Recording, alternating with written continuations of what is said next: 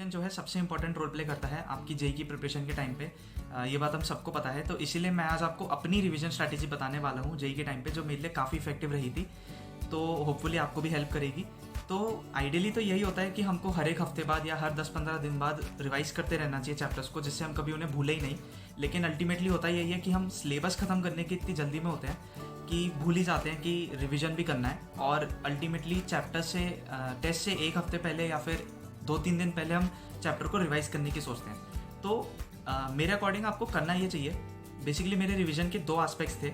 एक ये था कि जब मैं रिवीजन करने जाता था, मैं सीधा उस चैप्टर के क्वेश्चंस उठाता था बिना सोचे कि मुझे क्या आता है उस चैप्टर में और क्या नहीं आता है। मैं सीधा क्वेश्चंस करने जाता था रिवीजन के टाइम पे, और क्वेश्चंस करके मुझे पता चल जाता था कि कौन से कॉन्सेप्ट्स मुझे उस चैप्टर के अभी भी याद हैं और कौन से याद नहीं हैं, क्योंकि जो मुझे याद है उनको रिवाइज करने में मुझे टाइम वेस्ट नहीं करना है बिल्कुल भी।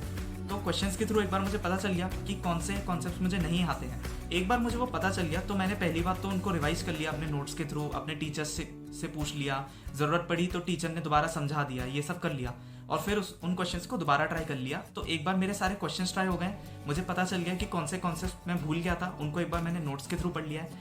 अब सेकेंड एस्पेक्ट ये था कि इन कॉन्सेप्ट्स को जो मुझे पता चला था फर्स्ट रिवीजन में कि मैं भूल गया हूँ, या फिर तो इनके आगे भी चांसेस हैं कि मैं इनको आगे भी भूल जाऊँगा, तो मैं एक शॉर्ट नोट्स की नोटबुक रखता था, इतनी पतली सी। उसमें मैं इन कॉन्सेप्ट्स को लिख लेता था। हर एक रिवीजन के बाद जो भी कॉन्सेप्ट मुझे पता चल जाता था क्योंकि मैं भूल गया हूँ, उनको मैं लिखता रहता था। और इस शॉर्ट नोट्स की नोटबुक को मैं ध्यान से रेगुलरली हर 2 या 3 दिन में या फिर कभी कभी डेली पढ़ता रहता था। तो इसके थ्रू जो कॉन्सेप्ट्स आप भूलते रहते हो, रेगुलरली भूलते हो, इनका रिवीजन आपका काफ़ी इफेक्टिवली होता रहेगा। और यही काफ़ी इंपॉर्टेंट है, क्योंकि हर एक चैप्टर में बेसिकली कुछ चीज़ें ऐसी होती हैं जो आप कभी भूलते ही नहीं हैं, उनको रिवाइज करने का कोई फ़ायदा नहीं है। रिवाइज वो करना चाहिए जो चीज़ आप चैप्टर्स में भूलते हैं, और उनको रिवाइज करने का शॉर्ट नोट्स से अच्छा तरीका हो ही नहीं सकता। एटलीस्ट मुझे तो नहीं पता, क्योंकि मेरे लिए काफ़ी इफेक्टिव रहा था शॉर्ट नोट्स वाला तरीका। तो मैं भी आपको यही रेकमेंड करूँगा कि पूरा चैप्टर कभी भी रिवाइज मत कीजिए, क्योंकि कुछ कॉन्सेप्ट्स ऐसे होते हैं जो आपको आते हैं चैप्टर्स में, आप बहुत रेयरली भूलते हैं उन्हें।